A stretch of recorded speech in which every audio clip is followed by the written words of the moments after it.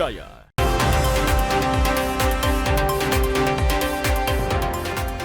Aksi pencurian sepeda motor terekam kamera CCTV dan viral di media sosial. Pelaku mencuri motor dengan modus mendorong.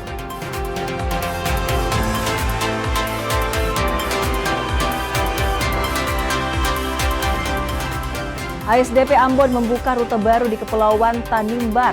Pelayaran dilakukan untuk membuka isolasi di wilayah 3T.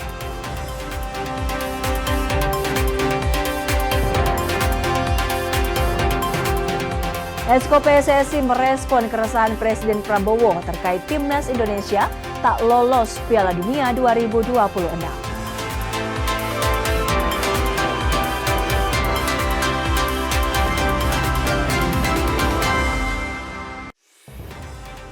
Selamat pagi, saudara. Anda menyaksikan Kompas Pagi di Kompas TV Independen Terpercaya. Selain 3 berita utama tadi, beragam informasi penting dan menarik lainnya akan kami hadirkan untuk Anda. Bersama saya Wafik Asisa, kita jelang Kompas Pagi selengkapnya. Saudara, aksi pencurian sepeda motor dengan modus didorong terekam kamera CCTV dan viral di media sosial. Aksi pencurian sepeda motor yang terparkir di depan Indekos ini terjadi di Jalan Todopuli 2, Kecamatan Panakukang, Makassar. Rekaman CCTV menunjukkan 2 pelaku sempat mengawasi dan mengintai situasi kos. Pelaku membawa kabur motor korbannya dengan cara didorong. Pemilik motor bilang aksi pencurian terjadi begitu cepat, di mana korban memarkirkan motornya tanpa mengunci stang karena berniat segera keluar untuk nobar Piala Dunia. Korban kehilangan 1 unit motor yang ditaksir seharga 20 juta lebih. Korban telah melaporkan kasus ini ke polisi. Kan waktu tengah malam baru keluar temanku kan, baru sudah di dalam saya baru bangun. Setelah itu saya siap-siap kan mau nonton Piala Dunia. Saya mandi, siap keluar sudah hilang motornya, ndak lama itu. Sekitaran 10 menit saya ditinggal motornya hilang. Itu kalau bisa dijelaskan Kak, itu bagaimana cara bisa hilang kalau berdasarkan lihat CCTV itu Kak? Berdasarkan CCTV itu ya, pertama pelaku itu mengintai, ngintip kan masih ramai dalam. Ya, setelah itu mungkin merasa aman ya langsung diambil didorong.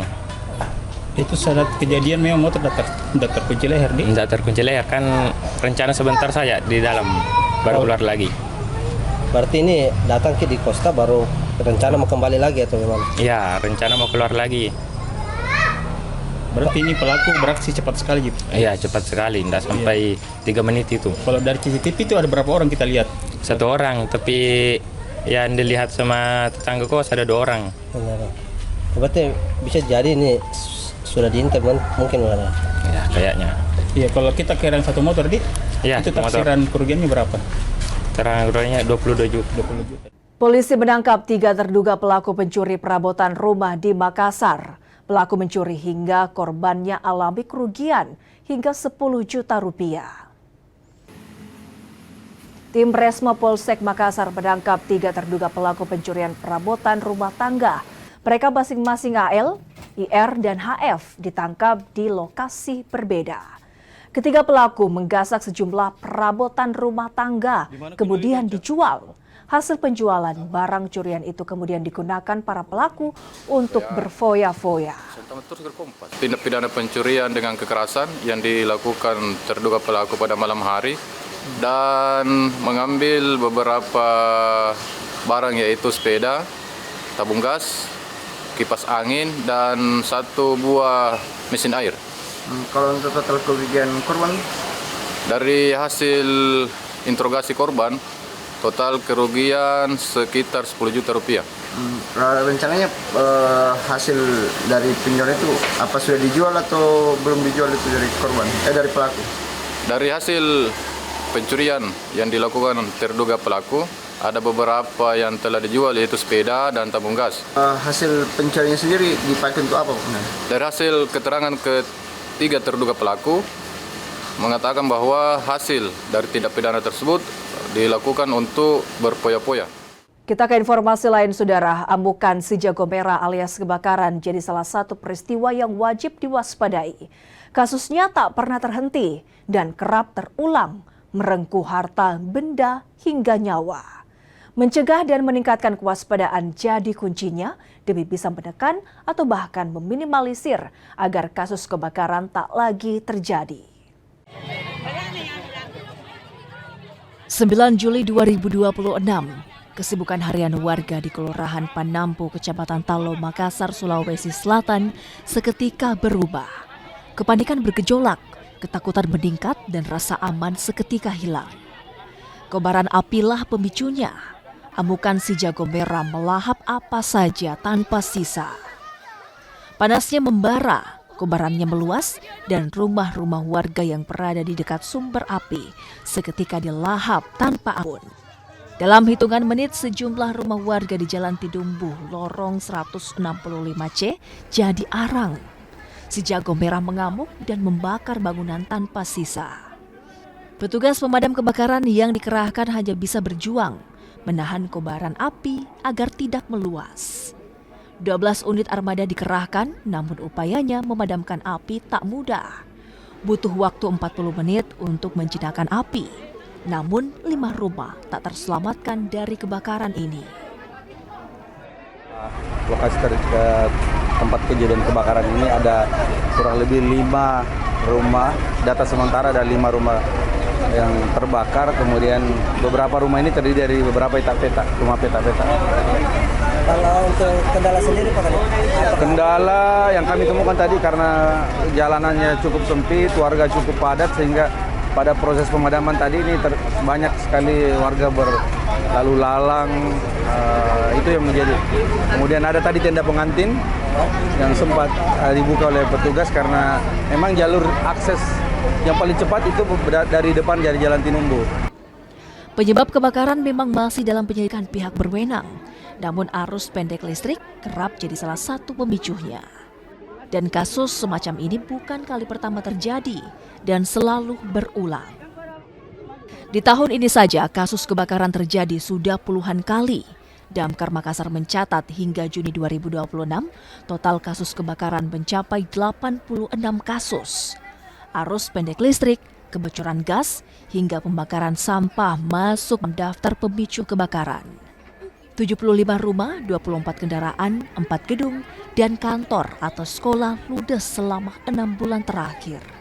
Kerugian mencapai 5 miliar lebih dan 1 korban jiwa. Kebakaran tak bisa dihindari. Mencegah dan meningkatkan kewaspadaan hanyalah bagian dari upaya menekan atau bahkan meminimalisir kasus kebakaran agar tak terulang. Arif Tirtada, Kompas TV Makassar, Sulawesi Selatan. Penyidik Polda Nusa Tenggara Timur memeriksa keluarga Dr. Elisa Prinsila Utabi Pekanoni selama 4 jam. Pemeriksaan ini terkait kasus dugaan intimidasi oleh sejumlah anggota DPRD Timur Tengah Utara yang memicu depresi hingga korban meninggal dunia. Pemeriksaan dilakukan di ruang PPA dan PPO Polda Nusa Tenggara Timur Jumat siang. Agenda pemeriksaan yakni meminta keterangan dari ayah, ibu, dan kekasih Dr. Ica. Kuasa hukum keluarga bilang ketiga saksi memberikan keterangan atas dugaan intimidasi saat Dr. Ica bertugas di instalasi gawat darurat RSU Leoda Kevaminandu. Pemeriksaan berlangsung lebih dari 4 jam dengan materi pertanyaan yang berbeda untuk masing-masing saksi. Pihak keluarga juga menyerahkan barang bukti baru kepada penyidik untuk memperkuat laporan mereka. Sejak pagi tadi, sekitar jam 10:30, keluarga dari almarhumah Dr. Ica telah memenuhi undangan dari PPA dan PPO Polda NTT untuk memberikan keterangan sesuai dengan laporan yang sudah diajukan ke sini pada tanggal 5 Juli lalu. Nah, yang diambil keterangan pada pagi hingga sore hari ini adalah ayah dari almarhumah Dr. Ica, kemudian ibu, dan pacar dari Dr. Ica. Jadi tadi mereka bertiga sudah memberikan keterangan dan didampingi oleh 3 orang kuasa hukum dari kantor kami. Sebelumnya keluarga Dr. Ica secara resmi melaporkan seorang oknum dokter hewan dan 3 anggota DPRD Kabupaten Timur Tengah Utara ke Polda NTT. Dugaan intimidasi terjadi saat Dr. Ica bertugas menangani seorang pasien di Rumah Sakit Leoda, Keva Menanu. Citos Natun, Kompas TV Kupang, Nusa Tenggara Timur. Saudara, Pusat Pengembangan Anak Sorong menggelar kampanye perlindungan hak anak. Kegiatan ini dilaksanakan untuk mencegah kekerasan terhadap anak serta menekan angka perkawinan usia anak di Papua Barat Daya. Pada PPA 701 disilakan dengan atraksi. Kegiatan ini melibatkan pemerintah Provinsi Papua Barat Daya, pemerintah kabupaten dan kota, serta mitra pembangunan kerjasama dengan kementerian terkait dan UNICEF, serta tokoh agama dan organisasi kemasyarakatan dilakukan untuk memperkuat sistem perlindungan anak dan menekan angka kekerasan. Edukasi perkawinan usia dini juga gencar dilakukan karena dapat memicu stunting serta kekerasan dalam rumah tangga. Untuk sama-sama bersinergi untuk melihat bagaimana atau sama-sama melakukan peperangan atau memerangi angka kekerasan terhadap anak yang sangat tinggi dan juga angka perkawinan, pencegahan terhadap angka perkawinan anak di usia dini yang paling meningkat grafiknya ya. Sudah 6%, tingkat nasional 4%, sedangkan di Provinsi Papua Barat ini 6%. Ini angka yang cukup menjadi bahan kerjasama kita antara mitra terkait untuk sama-sama untuk melakukan pencegahan. Kampanye perlindungan hak anak digelar sebagai bagian dari peringatan Hari Anak Nasional tahun 2026. Asharul Rahmat, Kompas TV Sorong, Papua Barat Daya. Sesaat lagi saudara, SDP Ambon membuka rute baru di Kepulauan Tanimbar. Pelayaran dilakukan untuk membuka isolasi di wilayah 3T. Informasinya akan kami hadirkan usai jeda berikut ini.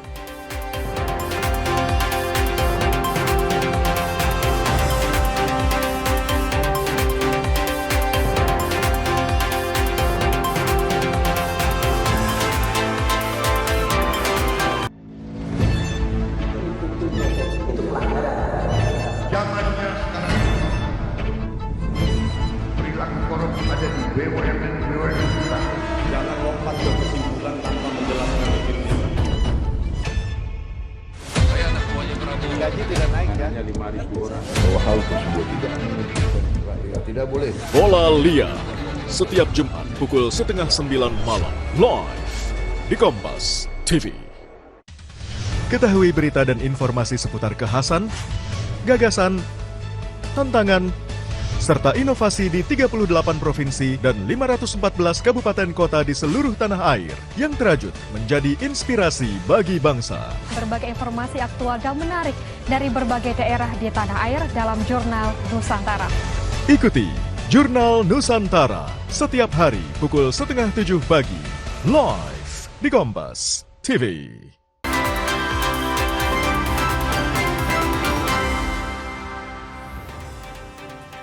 Terima kasih Anda kembali menyaksikan Kompas Pagi di Kompas TV, independen terpercaya.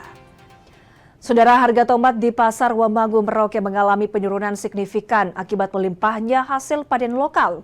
Sementara harga cabai rawit bertahan stabil. Harga tomat di kisaran Rp12.000 hingga Rp15.000 dari sebelumnya Rp20.000 per kilogram.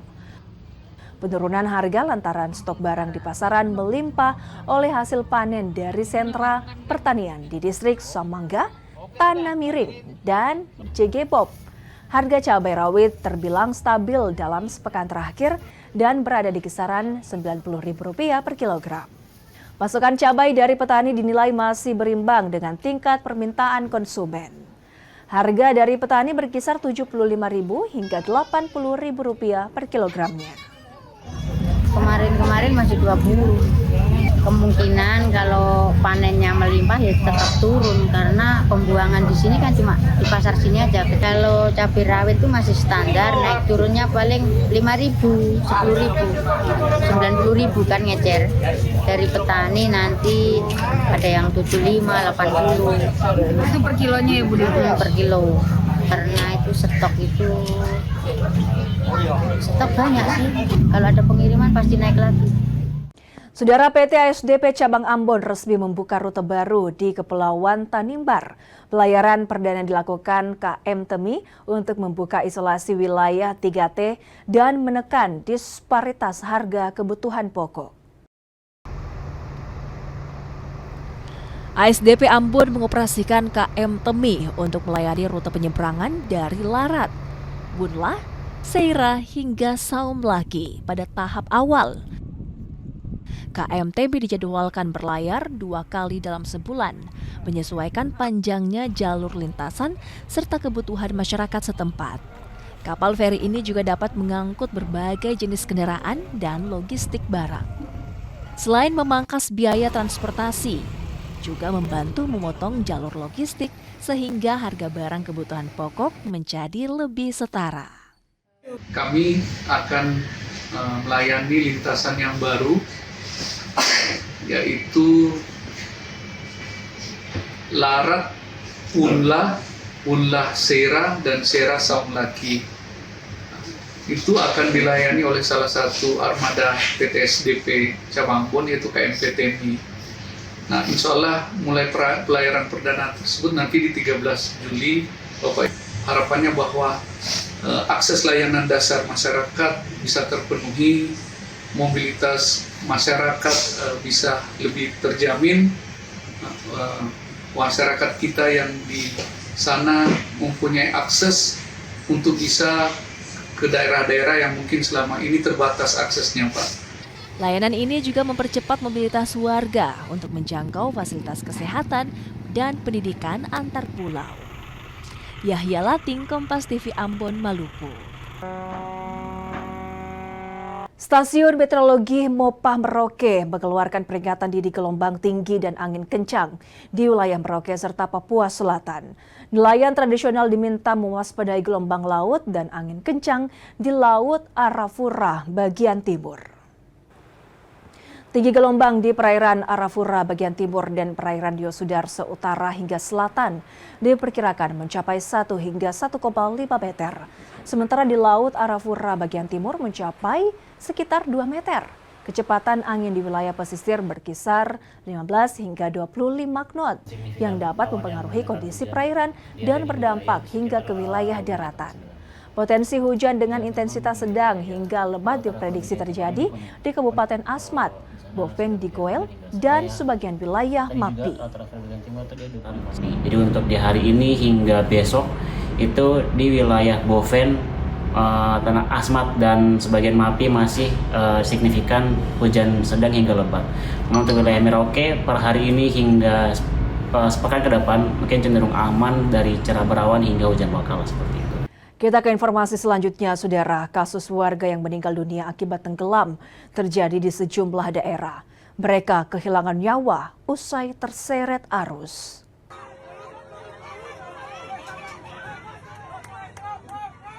Immanuel Baliokha 18 tahun dan juga Christian Baliokha 14 tahun, warga Tubung Padua, Kecamatan Tumpinting, Manado, Sulawesi Utara, ditemukan tak bernyawa.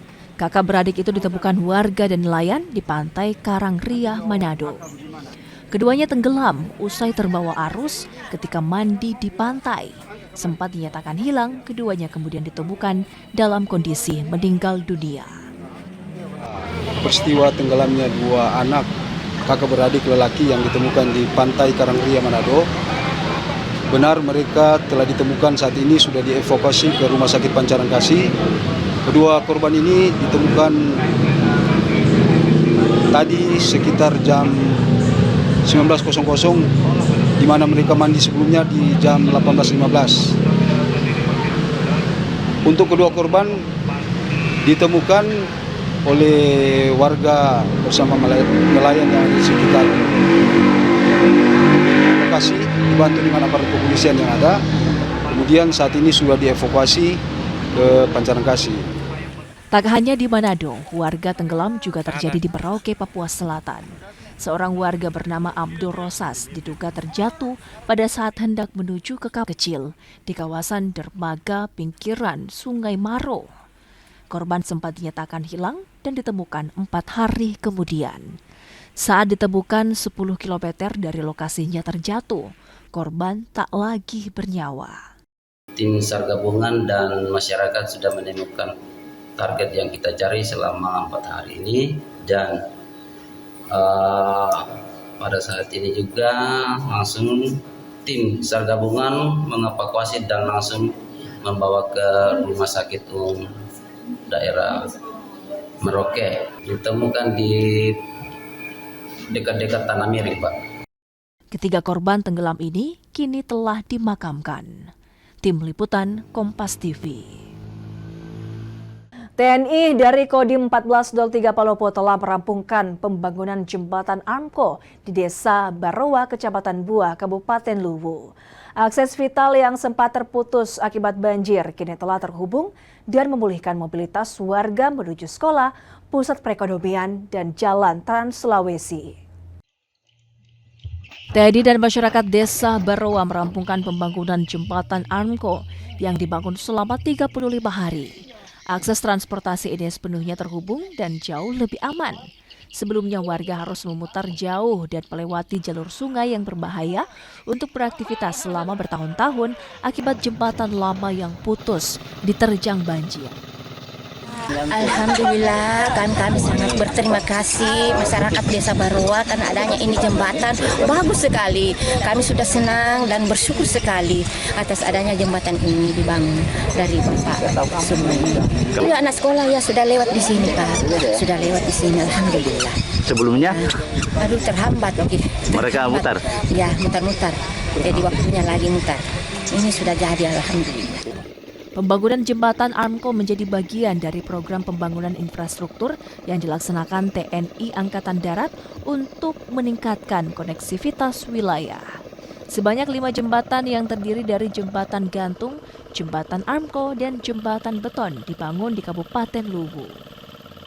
Pembangunan jembatan ini merupakan salah satu program prioritas dari Bapak Presiden Republik Indonesia, Bapak Haji Prabowo Subianto, yang mana mempercayakan kepada Bapak Kepala Staf Angkatan Darat, Bapak Jenderal TNI Maulid Simanjuntak, untuk secara serentak membangun jembatan di seluruh Indonesia.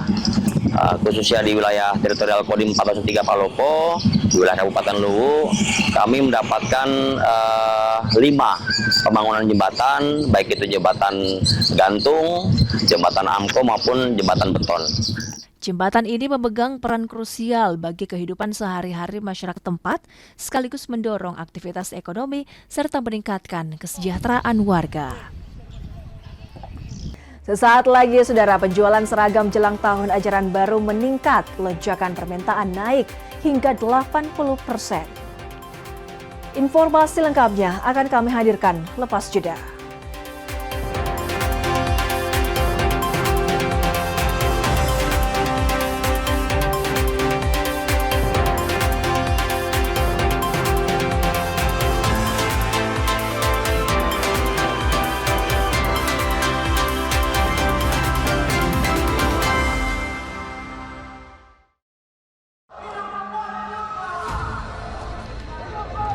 Sebuah penelusuran jurnalis. Gambarkan situasi di depan dari Polda Metro Jaya, tidak hanya di bagian dalam, kemudian akan disampaikan polisi lepaskan. Tampaknya suasana sudah tidak kondusif. Investigasi untuk mencari bukti. Tapi yang harus dibuktikan adalah lokasinya. Anda berani menilai kemudian hak angket ini akan berujung pada pemakzulan. Dipo Investigasi setiap Senin pukul 8:30 malam di Kompas TV.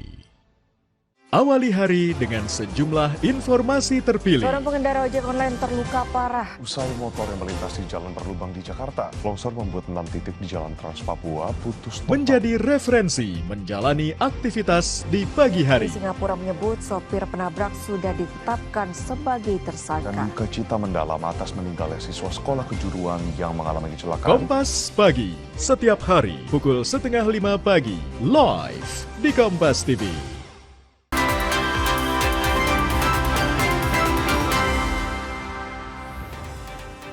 Anda kembali menyaksikan Kompas Pagi di Kompas TV Independen Terpercaya. Bersama saya Wafik Asisa. Saudara, pusat grosir di Kota Makassar ramai diserbu para pedagang eceran jelang dimulainya tahun ajaran baru 2026-2027. Lonjakan permintaan perlengkapan sekolah bahkan naik hingga 80%. Toko grosir penyedia seragam sekolah di Pasar New Makassar Mall ramai pesanan dari pedagang eceran. Dan hanya dari Sulawesi Selatan, pesanan juga datang dari Maluku dan Papua. Mereka umumnya memborong seragam dan perlengkapan sekolah lainnya. Dari Jeneponto. Iya. Boleh cerita hari ini ke sentral beli apa saja? Emang beli baju sekolah, sarung, iya. Untuk di apa saja itu aja? Boleh pakai pribadi atau dijual? Dijual macam-macam sayang. Iya, iya baju SMP, SMA, SD, iya. Batik juga saya lihat. Iya, baju batik SMP sama SD. Pemilik toko grosir bilang penjualan seragam mulai naik sejak 2 bulan lalu dan ratusan lembar seragam sekolah terjual tiap harinya. Secara umum penjualan seragam sekolah naik hingga 80%. Ya, alhamdulillah meningkat kalau menjelang apalagi ajaran baru, iya ajaran baru ada peningkatan, iya orang daerah. Mulai naik. Bulan 4, 5, 6 sampai biasanya bulan 8. Iya. Kalau untuk tahun ini sudah berapa banyak yang terjual ini? Sudah ribuan pieces, iya. Nah, yang paling banyak dicari baju untuk apa? Mulai SD, SMP, SMA rata-rata begitu. Untuk bulan ini saja peningkatan meningkat berapa ya? 80%. Tahun ajaran baru menjadi berkah tersendiri bagi pedagang grosir. Pesanan pakaian sekolah tidak hanya memenuhi kebutuhan di Sulawesi Selatan, tapi juga dikirim massal hingga ke wilayah Maluku dan Papua. Saudara, puncak peringatan Hari Kesatuan Gerak PKK ke-54 tingkat nasional sukses diselenggarakan di Kota Makassar, Sulawesi Selatan. Kegiatan akbar ini berkolaborasi dengan HUT Dekranasda ke-46. Sulawesi Selatan menjadi tuan rumah puncak peringatan Hari Kesatuan Gerak Pemberdayaan dan Kesejahteraan Keluarga atau PKK ke-54. Peringatan ini menghadirkan sejumlah kegiatan, mulai dari pameran UMKM, aksi sosial, gerak jalan santai anti mager, dan juga menyediakan berbagai hadiah menarik. Pemecahan rekor muri juga dilakukan oleh 54.000 ibu hamil di 24 kabupaten kota di Sulawesi Selatan dengan minum suplemen secara serentak. Adalah seluruh kader dan pengurus PKK dari semua tingkatan di Provinsi Sulawesi Selatan dapat terus solid, adaptif, dan juga berinovasi. Jadi kegiatan HKG ini bukan hanya momentum perayaan saja, tapi bagaimana memperkuat implementasi 10 program pokok PKK kita untuk mendukung asa cita yang dimulai dari lingkungan terkecil yaitu keluarga. Apresiasi diberikan atas antusiasme yang ditunjukkan warga Kota Makassar dalam pelaksanaan puncak peringatan HKG PKK ke-54 serta peringatan HUT Dekranasda ke-46 yang digelar di Sulawesi Selatan. Ibu-ibu itu dorong sana, dorong sini, antusiasnya tapi sangat luar biasa sekali. Kalau kemarin biasanya ibu bilang di Trans Mall pengunjungnya mungkin 40.000, mungkin kemarin bisa berkali-kali lipat ya Pak ya. Tapi itu bagus untuk perekonomian, apalagi untuk UMKM. Saya yakin kemarin barangnya pada kehabisan sampai restock. Program-program PKK tidak hanya berfokus pada satu sektor saja, tetapi mencakup pembinaan karakter keluarga, ketahanan ekonomi, ketahanan pangan, hingga ketahanan kesehatan. Ini menjadi contoh juga Provinsi Sulawesi Selatan di mana Ketua Tim Penggerak PKK-nya sudah berkolaborasi dengan seluruh Ketua PKK sekabupaten, semua kabupaten kota seprovinsi Sulawesi Selatan sehingga bisa sukses seperti ini. Kami bersyukur bahwa Provinsi Sulawesi Selatan mencapai lebih dari 100% dalam imunisasi anak-anak yang IZD. Ya. Di usianya yang ke-54 tahun, PKK terus memperkuat perannya dalam meningkatkan kesejahteraan keluarga melalui implementasi 10 program pokok PKK yang menyentuh berbagai aspek kehidupan masyarakat. Pelaksanaan HKG PKK selanjutnya akan digelar di Jakarta. Arif Tirtana, Kompas TV Makassar, Sulawesi Selatan. Saudara, Komando Armada 3 memperkuat pembinaan mental dan spiritual prajurit untuk mendukung pelaksanaan tugas menjaga kedaulatan negara. Pembinaan mental spiritual secara berkala dilaksanakan untuk membentuk karakter prajurit yang tangguh.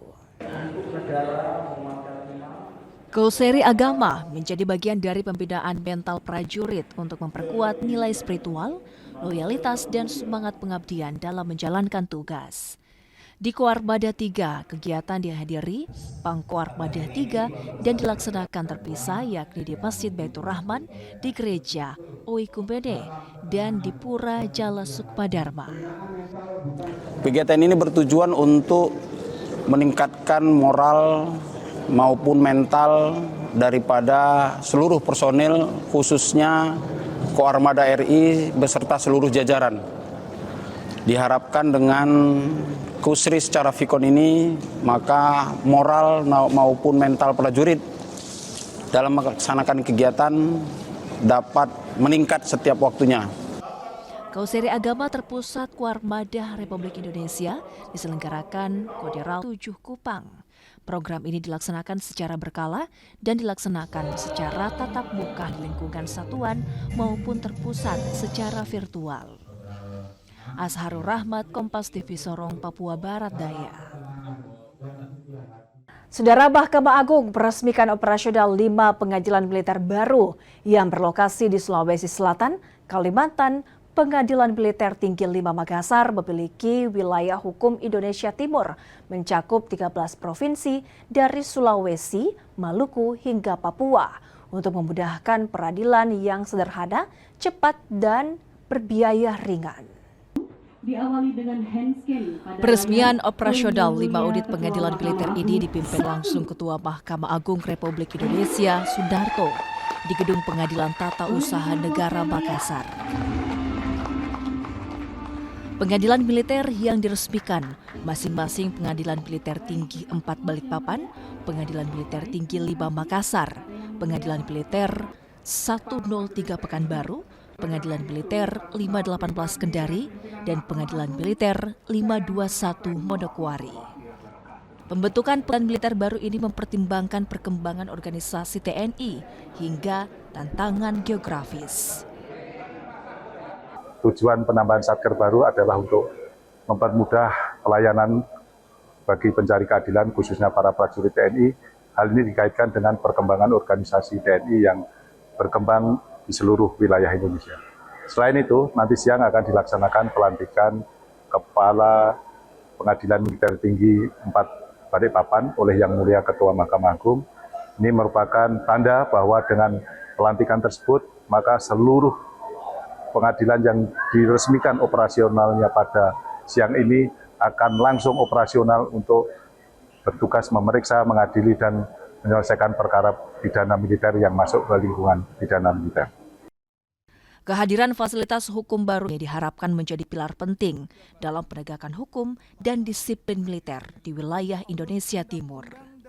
Nila Rustam, Kompas TV Makassar, Sulawesi Selatan. Saudara, peringatan 400 tahun Syekh Yusuf Al-Makassari di UIN Alauddin Makassar menghasilkan komitmen dalam menghidupkan warisan intelektual. Menteri Agama Nasaruddin Umar menegaskan, Syekh Yusuf Al-Makassari bukan hanya ulama besar Nusantara, tapi juga tokoh dunia yang menyebarkan nilai-nilai Islam melampaui batas negara, budaya, dan peradaban. Pengaruh Syekh Yusuf tidak terlepas dari perjalanan intelektualnya yang panjang. Syekh Yusuf menimba ilmu selama 35 tahun di Mekah, Madinah, dan Yaman sebelum melanjutkan dakwah di Sri Lanka hingga Afrika Selatan. Bersama 46 pengikutnya, Syekh Yusuf membangun komunitas Muslim yang berkembang menjadi bagian penting dari sejarah Islam di Afrika Selatan. Karena perjuangannya, Syekh Yusuf dihormati tidak hanya di Indonesia, tapi juga di Sri Lanka dan Afrika Selatan sebagai ulama, pejuang sekaligus simbol persaudaraan kemanusiaan. Ada orang yang bernama Syekh Yusuf ini mendapatkan gelar kepahlawanan nasional di 3 negara, Bapak sekalian.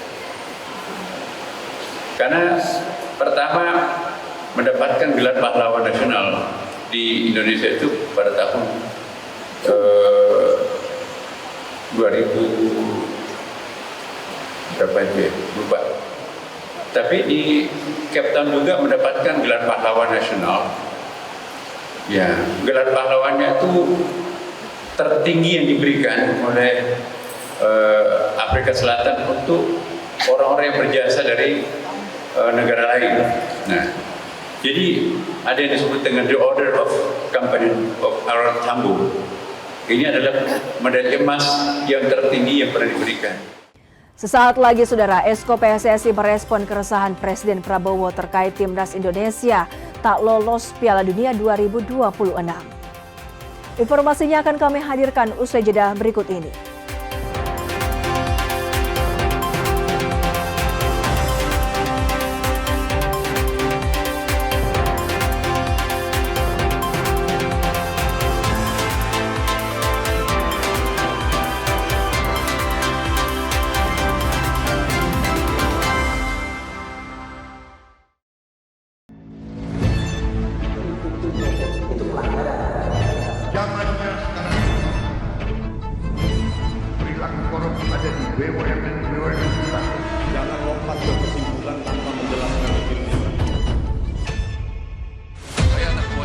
Gaji tidak naik ya. Hanya 5.000 orang. Bahwa hal tersebut tidak boleh. Bola Liar setiap Jumat pukul 8:30 malam live di Kompas TV.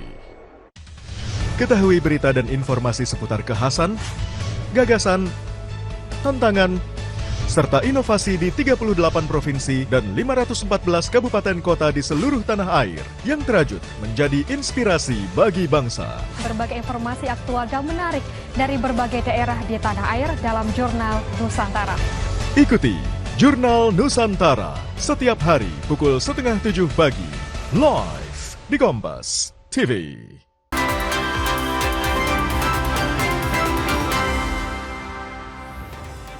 Anda kembali menyaksikan Kompas Pagi di Kompas TV Independen Terpercaya. Saudara, PT SDP Cabang Ambon resmi membuka rute baru di Kabupaten Kepulauan Tanimbar. Pelayaran perdana dilakukan KM TEMI untuk membuka isolasi wilayah 3T dan menekan disparitas harga kebutuhan pokok. ASDP Ambon mengoperasikan KM TEMI untuk melayani rute penyeberangan dari Larat, Bunlah, Seira hingga Saum Laki pada tahap awal.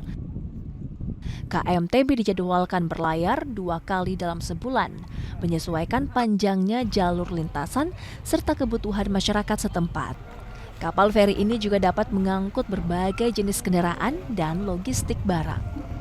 Selain memangkas biaya transportasi, juga membantu memotong jalur logistik sehingga harga barang kebutuhan pokok menjadi lebih setara. Kami akan melayani lintasan yang baru, yaitu Larat, Unlah, Unlah Seira, dan Seira Saum Laki. itu akan dilayani oleh salah satu armada PT SDP cabang Ambon, yaitu KMP TNI. Nah, insya Allah mulai pelayaran perdana tersebut nanti di 13 Juli, Bapak.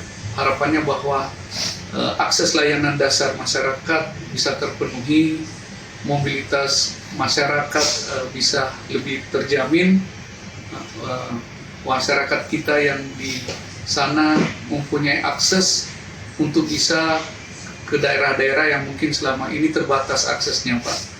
Layanan ini juga mempercepat mobilitas warga untuk menjangkau fasilitas kesehatan dan pendidikan antar pulau.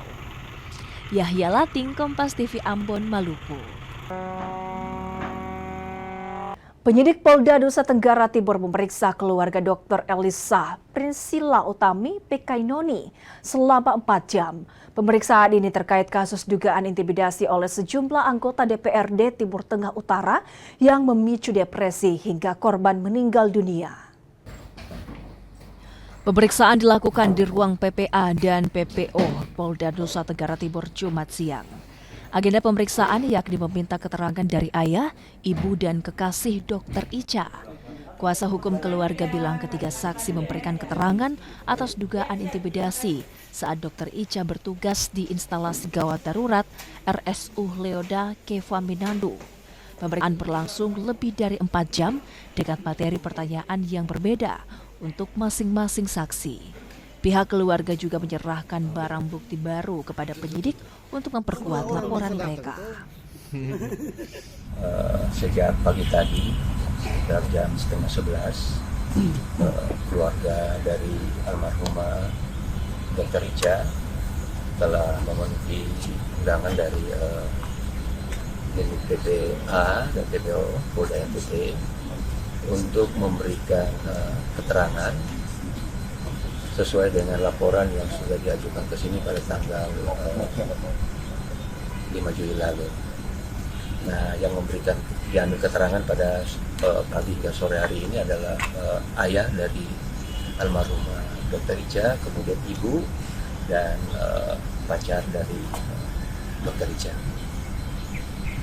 Jadi tadi mereka bertiga sudah memberikan keterangan dan didampingi oleh 3 orang kuasa hukum dari kantor kami.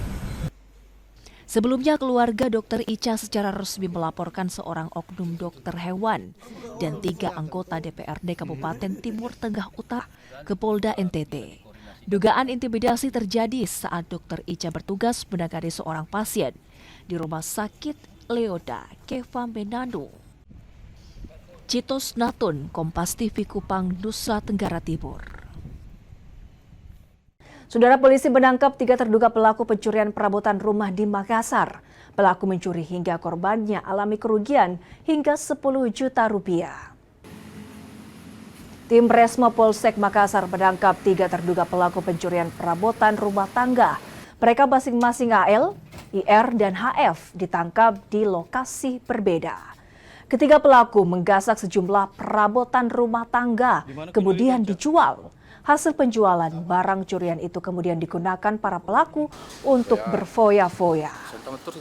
Tindak pidana pencurian dengan kekerasan yang dilakukan terduga pelaku pada malam hari dan mengambil beberapa barang yaitu sepeda, tabung gas, kipas angin, dan 1 buah mesin air. Kalau untuk total kerugian korban? Dari hasil interogasi korban, total kerugian sekitar 10 juta rupiah.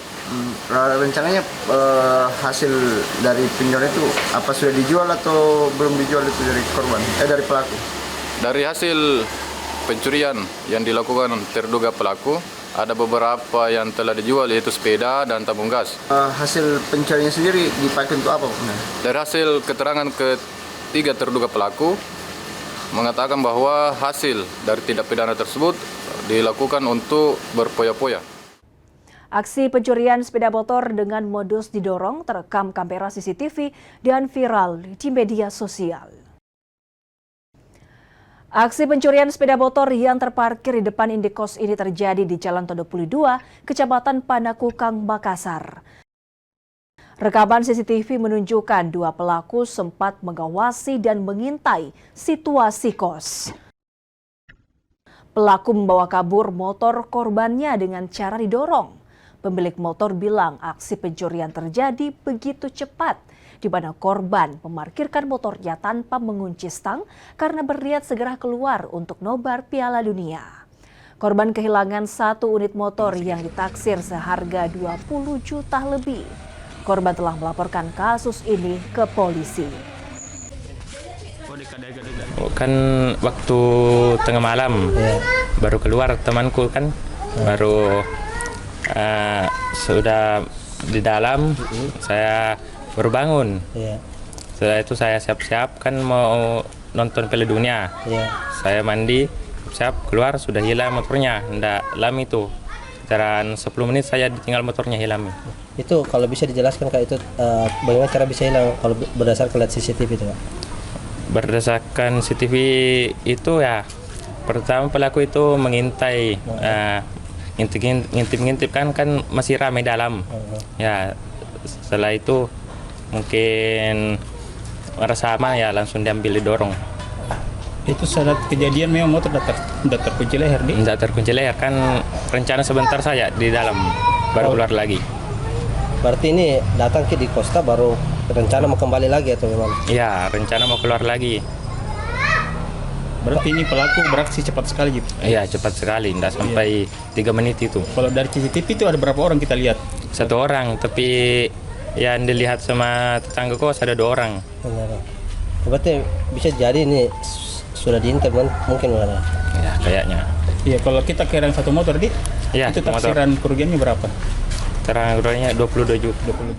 Saudara, informasi tadi sekaligus mengakhiri kebersamaan kita dalam Kompas Pagi di Kompas TV, independen terpercaya. Saya Wafik Asisah mewakili seluruh kerabat kerja yang bertugas pamit. Terima kasih, selamat beraktivitas dan sampai jumpa.